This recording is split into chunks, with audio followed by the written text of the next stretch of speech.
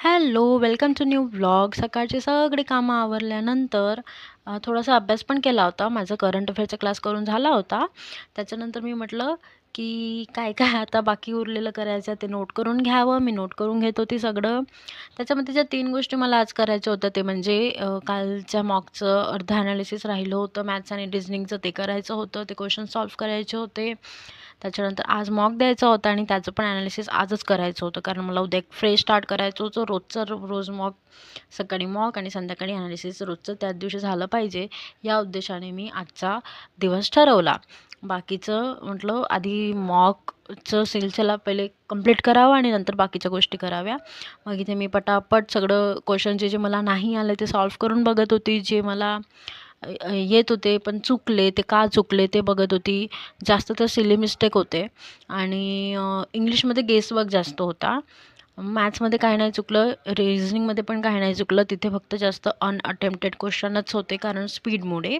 मग मी पण स्पीड आता वाढते वन बाय वन जेव्हा ॲनालिसिस करून दुसऱ्या दिवशी जेव्हा मॉक देतो ना तर स्पीड वाढत आहे. म्हणून असं म्हणतात ना की ॲनालिसिस केल्याशिवाय त्या मॉकच्या प्रॅक्टिसला म्हणजे गिनतीमध्ये नाही धरायचं. तर ते बरोबर आहे.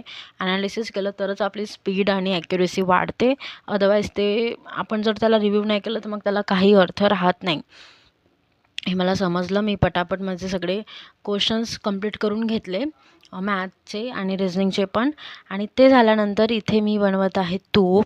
खूप दिवसाची साय होती, तर ते आता खायला तर वापरणार नाही, पण ॲटलीस्ट दिव्यासाठी तरी वापरावं म्हणून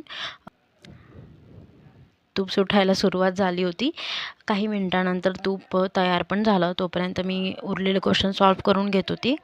मग ते सगळं सॉल्व्ह झाल्यानंतर इथे बघा आज कामाला उशीर झाला ह्याच्याचमुळे, कारण सगळं देवघर आणि त्याच्या खालची फरशी वगैरे खराब झाली होती, त्यामुळे ते सगळं साफ करून घेतलं होतं.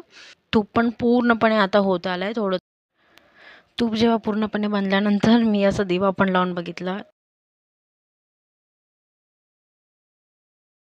आजचं रुटीन कंप्लीट झाल्यानंतर मी असं छान ते सबमिट केलं. सबमिट केल्यानंतर म्हटलं रिव्हिजन बाकी होतं करंट अफेअरचं, ते करून घेतलं. चला तर मग भेटूया पुन्हा एका नवीन व्हिडिओमध्ये. तोपर्यंत श्री स्वामी समर्थ.